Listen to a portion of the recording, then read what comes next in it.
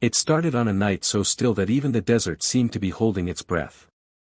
No wind. No echo. Only a pale moon hanging above miles of silent dunes that stretched endlessly in every direction.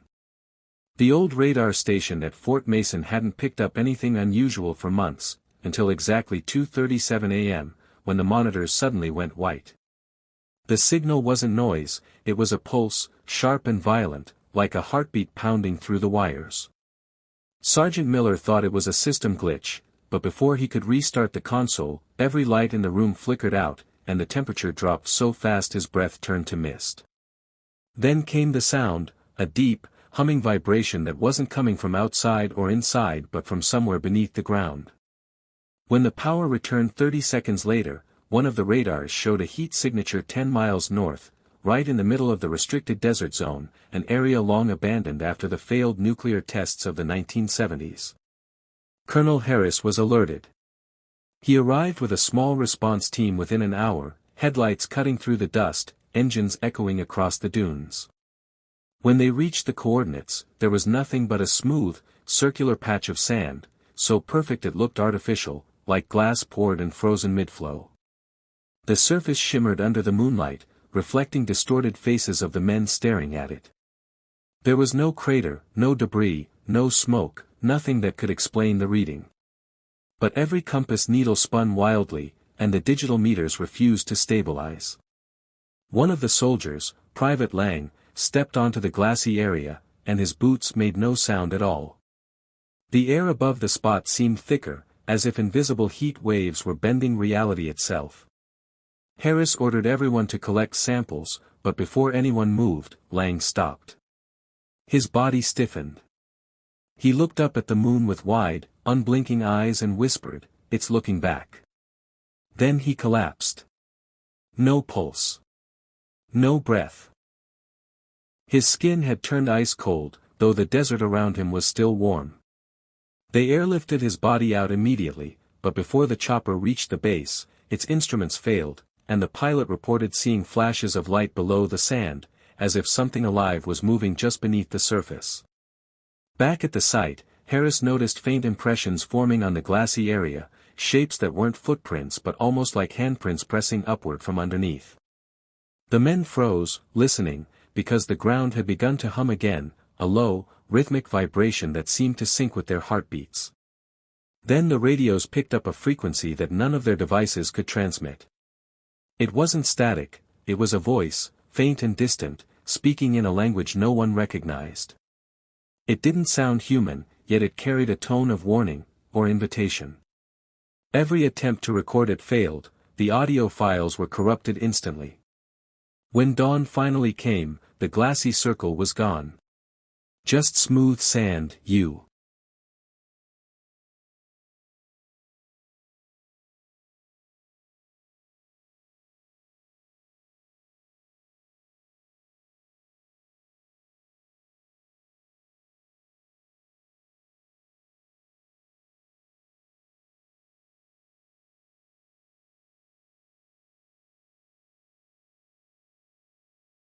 When Martin finally opened his eyes, the world was not the same. The ceiling above him was white, smooth, and lined with faint reflections of light that blinked rhythmically like a heartbeat. His throat felt dry, and every breath sounded like it came from somewhere far away, as if he were underwater. He blinked again, slower this time, trying to remember the last thing he had seen before everything went dark. A cold October night. Tires screeching. A flash of headlights. Then nothing. 19 years had passed since that moment, but to Martin, it felt like a single breath. He didn't know he had been asleep for almost 2 decades. He tried to move his hand, but the effort felt like lifting a mountain. His muscles resisted him, stiff and foreign. He turned his head slightly and saw a woman sitting beside his bed, older, her face carved with time, yet somehow familiar. She was crying silently, hands trembling as she reached out to touch his face. "Martin!" she whispered, her voice breaking like a fragile thread. He looked at her in confusion. "Who are you?" he asked weakly. The woman froze.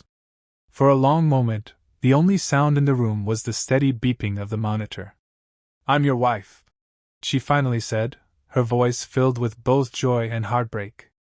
You've been asleep for 19 years. The words didn't make sense. 19 years? He wanted to laugh, but his voice caught in his throat. His mind raced, searching for a memory, any clue that could explain this impossible truth. But his last memory was still that night, the headlights, the crash, the silence. Now everything had changed.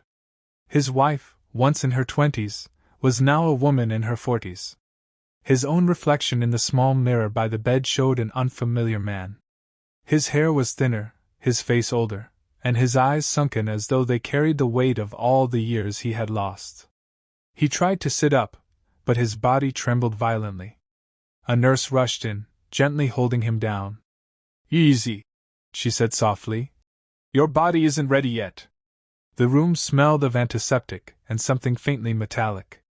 Machines surrounded him, each one humming a quiet tune of life. Through the window, the world outside was bright and fast, cars that didn't look like the ones he remembered, people staring at screens he had never seen before, buildings taller and sharper than his imagination could have built. It felt like waking up in the future. When the doctor came in, his tone was gentle but clinical. "Martin, you were in a car accident 19 years ago. You suffered a severe brain injury and fell into a coma.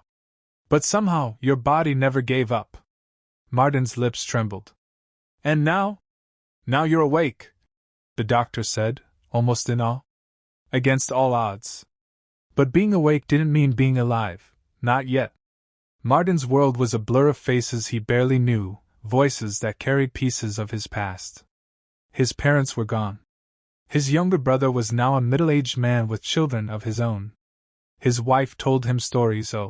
Weeks turned into months, and though Martin's body slowly began to remember how to live, his mind still wandered between the past and the present like a lost traveler trying to find home. Every morning, he woke to a world that felt slightly more familiar yet endlessly strange. The television spoke in a language he once knew but now filled with new words. Apps, AI, social media, things that meant nothing to the man who had fallen asleep in the early 2000s.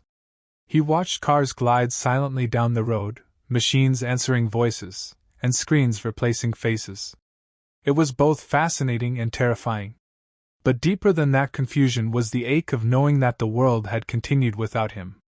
He had once been a man with plans, a new job, a honeymoon, a life waiting to unfold. Now, all that waited for him was recovery. One morning, as light filtered through the hospital blinds, Martin's wife, Emily, placed a small box in his lap. Inside were photos, yellowed edges, frozen moments of laughter and love. "You should see what you missed," she said softly. His fingers trembled as he picked up a picture of their wedding day. They were both smiling, young and reckless, holding hands under a sky full of promise. Then another photo, his parents, who were gone now. Another, his brother, older, grayer, a stranger wearing his sibling's smile. Martin's chest tightened. Each photograph was like a window into a life he could see but never touch. "It's like watching someone else's story," he whispered. Emily smiled sadly. "It's still yours." But it didn't feel like it. When he looked in the mirror, he saw a man with 19 years of missing memories etched into his face. Sometimes he'd close his eyes and still feel the crash, the screeching tires, the blinding lights, the sound of shattering glass. The doctor told him these were phantom memories, fragments of trauma stitched into his subconscious. Yet to Martin, they were the only thing that felt real. His therapist encouraged him to write, to rebuild his timeline through words. So, with shaky hands, Martin began keeping a journal. "Day 1 of remembering," he wrote. "The world feels like a movie I wasn't invited to watch." He wrote about his frustration, about feeling like a ghost haunting a future that wasn't his. But as days passed, something inside him shifted. He began noticing the beauty in this new world, the way lights danced across glass buildings, the laughter of children chasing drones instead of kites, the kindness of strangers who had only known his name through newspaper headlines. The story of the man who woke up after 19 years had gone viral, and people sent him letters, gifts, even video messages. You give us hope, one message said. You're proof that miracles happen. But Martin didn't feel like a miracle. He felt like a man who had died and come back to find his life taken by time. One afternoon, Emily took him to their old house, the one she had kept after the accident. As he entered, the 41 days had passed since the storm swallowed her world. Tammy's face was pale, her lips dry and bleeding, her eyes sunken but still burning with determination. Her body was weak, but her spirit refused to surrender. The sea around her had become both her enemy and her home. Every sunrise was a reminder that she had survived another night, and every sunset tested her hope. She had learned to collect rainwater using a small piece of cloth and had mastered the rhythm of the waves to keep her battered yacht moving west. Sometimes she thought she heard Richard's voice whispering, "Keep going, Tam." It wasn't madness, it was survival. It was the echo of love that kept her alive. One morning, as she woke to the blinding light of the sun, she noticed something strange on the horizon. At first, she thought it was a mirage, a shimmer, a trick of light caused by exhaustion. She blinked again and again, but it didn't vanish. It was something solid. Something white. Her heart skipped a beat. She rubbed her eyes and whispered, "No, this can't be real." She reached for the binoculars she had found half broken below deck, and when she focused, her hands began to tremble. It was land. Real land. Her throat tightened with emotion as tears rolled down her salty cheeks. "Oh my God! I made it," she whispered, her voice cracking. But the ocean wasn't going to let her reach it easily. The currents were strong, the yacht's steering was broken, and her energy was fading fast. She tied herself to the broken wheel, used the last bit of her strength to angle the sail, and prayed. The waves fought her, tossing her tiny boat like a toy, but she didn't let go. "I'm not dying here, not now!" she screamed at the sea as if challenging it. Hours later, the yacht scraped against something hard, coral. The shock threw her down, but she didn't care. She had reached the reef near Hilo, Hawaii. She untied herself, crawled to the deck, and jumped into the shallow water, barely able to stand. Every muscle screamed in pain, but her heart was pounding with joy. She dragged herself through the waves until her knees touched sand. When she finally collapsed on the shore, she laughed and cried at the same time. After 41 days lost at sea, she had survived. Locals found her lying unconscious, skin burnt, body frail, and lips whispering one name, Richard. They took her to a hospital where doctors couldn't believe how she had made it that far. When she finally woke up, the first thing she asked was, "Did they find him?" But they hadn't. Richard's body was never recovered. He had been taken by the same storm that spared her. The realization shattered her heart, yet she found peace in believing that his spirit had guided her home. Months later, when she recovered, Tammy went back to the ocean.